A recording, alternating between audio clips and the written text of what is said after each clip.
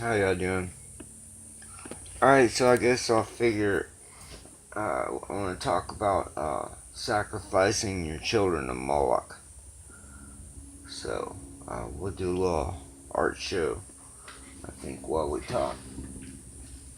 Um, Now, we've moved into different times where I don't think. Actually, we're moving back towards the times where there will be a statue of Moloch in the center of the town, and people will come and bring their children.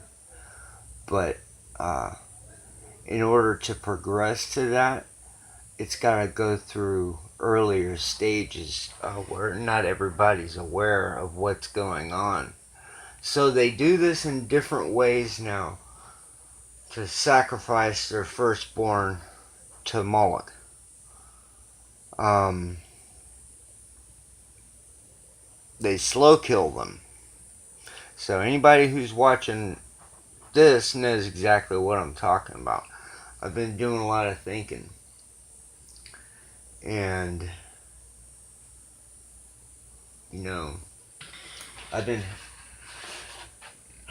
this whole time it's been everybody, everybody in my life that has been there for any amount of time, or was all of it was set up from in childhood as well. And that's really sad, because all those kids, I think, that they allowed me to be around they were just spies. And now I know like what my parents were doing to me. Like, they made me so that I would be afraid to be alone. That's what they would do to me. They would punish me a lot, and I'd spend a lot of time in my room.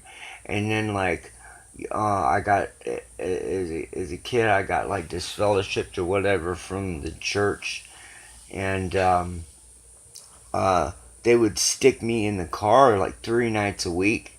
They'd go to the meetings. We'd go to the meeting, sit in the meeting, and then come out and and you know, um, I'd sit in the car for quite a while everybody else would be hanging out, and I wouldn't be allowed to talk to anybody at school either because they weren't of the religion.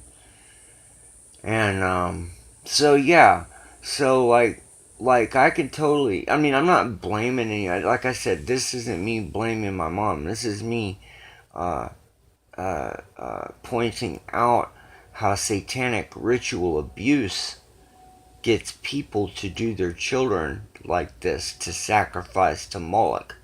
It I understand what's being done here. This is something that everybody did because it was a way to get ahead, and I guess if you have that type of DNA in you, people become like physically uh, uh, worthless to you, to where you could just you know you I don't know how to describe what I'm saying, but yeah, there's a word I'm not coming up with here. So yeah, that's pretty much it in a nutshell. I wanted to talk about that yesterday, but I think I forgot about it. Anyway, so yeah, that's how they're sacrificing the Moloch. They want to come out of the closet and do it straight up. They do it through abortion, and they do it through the straight sacrifice, or however they do that shit. And excuse my language, if that's what it is. And this way, I'm sure there's many method of operation for this. So yeah, man, my memories are really like serving me like well, because I'd already put a lot of things together about my family, and like now it's all really come together. And I have a feeling there's money involved. Like, I think I was worth some money, And I mean, I could be wrong. I could be in strong delusion about this or something, but I'm really, that's what these people care most about is money. And they were there the whole time. I'll tell you this one story just so I can show you who was keeping me under their thumb. All right, here's one situation.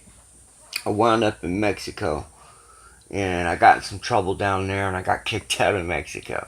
So, um, as I'm coming back, now this isn't like somebody setting this up, or maybe it was, I don't know, but there was this guy who was in immigration with me, and supposedly he had been arrested in Mexico and was locked in there for 8 months and whatever. And he remember him telling me the story about how his wife he had taken his, oh, maybe he was telling the truth. Okay, that does make sense because he told me, because he said, yeah, my wife says I'm some kind of a witch or something. And you know, so he made up this long story. Well, when we get back to the States, it's just me and this guy, and we're like, we're on our own once we get to the border, right? Well, he calls up an Elks Lodge and got us a room and like bus fare home and all this shit, man, because you know we were both broke by the time we got to the border. So yeah, that dude was telling the truth, but Satan definitely made sure that I had me a Mason around me at all times. That's just one of so many stories that I could tell, you know, and basically pretty much probably on that same level, and it basically all ending with a Mason at the end around me. So I'm on to you guys. I'm on to you guys. And like I said, I could tell story after story, friend after friend, and they were all, see, and that's the thing, they were all so kind, and like if I was homeless when I was younger and stuff, always had a place to stay, man. God always provided for me. But see, He was providing, but I think this is probably in the agreement before. I was gonna. This would make a good storyline, even if it wasn't, you know. But yeah, I'd come down here, was worth a bunch of money, be broke, homeless for half my life, hooked on drugs, uh, around witches at every corner, every step of the way, but not knowing that witchcraft was real, or that, I mean, you know, yeah, of course it was real, but it was like make believe, you know? And, yeah, I'm starting to like understand how God's working here, and He does have a sense of humor. I can say that, you know.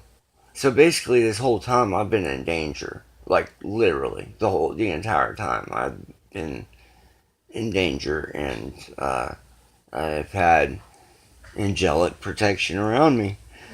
Oh yeah, I forgot I was doing a hard show. Anyway, I like this one right here. What do you think? Um. Anyway, I'm gonna shoot this video out, and I'll show you guys some more pictures later.